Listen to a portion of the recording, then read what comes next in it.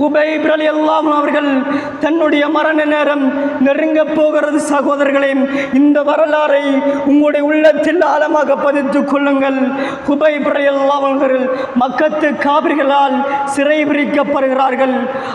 அந்த மாதம் புனிதமிக்க மாதம் என்பதால் அந்த மாதம் கழிந்தவுடன் இவரை கொலை செய்யலாம் என்பதாக அந்த மக்கத்து காபிர்கள் திட்டம் திட்டுகிறார்கள்.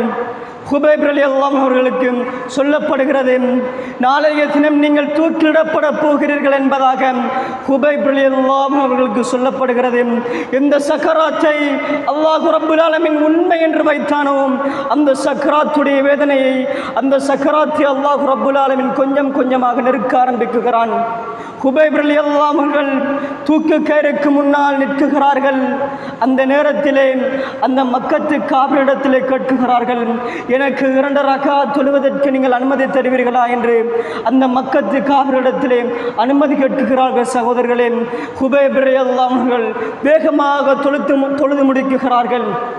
அன்பார்ந்த இஸ்லாமிய உறவுகளே, அல்லாஹ்வுடைய நல்லடியார்களே, தன்னுடைய மரணம் கண்களுக்கு முன்னால் இருக்குகிறது, தூக்கு கயிறு கண்களுக்கு முன்னால் இருக்குகிறது.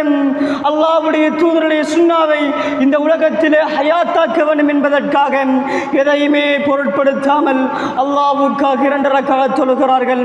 ஆனால் எவ்வளவுதான் ரிஸ்க்குகளை தந்தோம், எவ்வளவுதான் சொத்து செல்வங்களை தந்தோம், அது போதாது என்று இந்த உலகத்திற்காக எங்களுடைய குழந்தை குட்டிகளுக்காக இந்த உலகத்திலே நாங்கள் ஓடித் திரிகிறோமே சகோதரர்களே.